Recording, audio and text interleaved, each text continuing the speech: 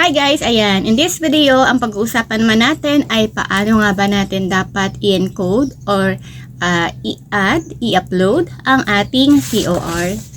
Yan.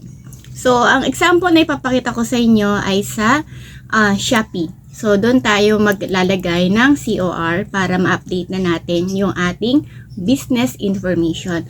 Para na sa ganon ay sure tayo na hindi natin or hindi tayo wala sa platform ng Shopee. Ayan. And then the rest, dun sa Lazada, same lang din naman ang pag-upload ng ng COR natin. Okay? Dun sa TikTok nag-try ako, pero more on sa tax information eh. Parang wala pa sila atang portion doon na kung saan pwede namin i-upload nga yung COR. Pero mag-aano pa rin ako, mag-check pa rin ako maigi kasi ayoko rin ng mga maging complacent pagdating sa TikTok. Okay? So now, let's proceed na po.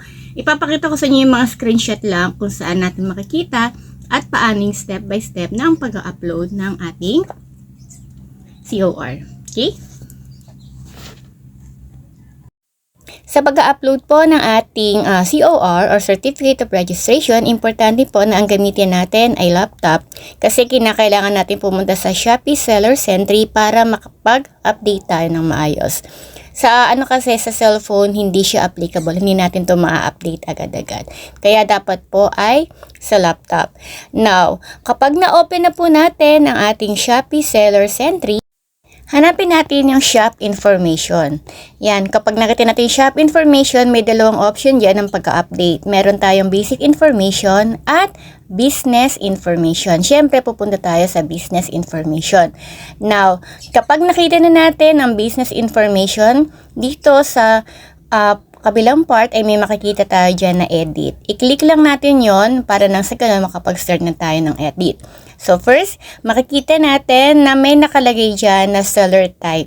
So may option yan, either individual or yung sa corporation. So ako as a solo proprietor, yan, individual po yung click ko. Then after that, i-click natin yung registered name. So yung registered name kung kanino nakapangalan yung business account na yon. Then after natin maklik po yon, i-double check na rin po natin yung address. After natin maklik ang address or ma-double check, don't forget na i-update ang inyong zip code. Then syempre may portion po dyan na may nagtatanong na si Shopee. Ang nakalagay doon is, do you have tax information or identification I mean? Syempre ang isasagot na natin dyan ay yes. After natin maklik ang yes, i-encode naman natin ngayon yung ating TIN number. Yan. So, hindi natin pwedeng sabihin na wala tayong TIN number kasi nga nangangailangan na si Shopee.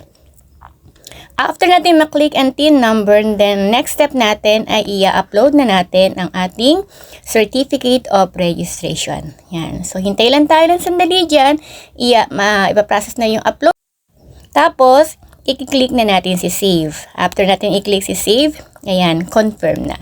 Then, syempre, i-review pa rin natin maigi kung tama lahat ng details. So, ganyan lang kasimple ang pag-upload ng ating Certificate of Registration. Ayan. So, since tayo ay nakapag-upload na talaga ng ating COR, ayan. So, mas kampante na ako ngayon na talagang tuloy-tuloy na yung ating pagbebenta doon sa platform ng Shopee. Then, after this, sa Lazada naman.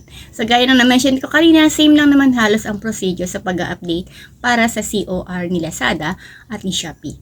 Okay, so that will be all for today. Kung may mga question kayo regarding kung paano ito pinrocess, okay, sige, sagutin natin. I-share ko sa inyo kung ano yung naging experience ko. Okay, so lahat ito ay based sa aking na experience lamang. Salamat! Bye for now!